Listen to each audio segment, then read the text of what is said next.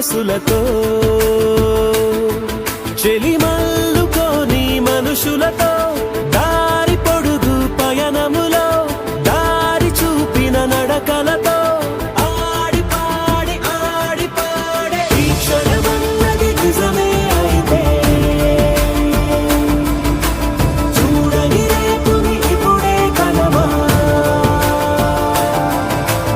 అలవాటైతే ఈ ఉత్సవమే మరి కోరద మరలా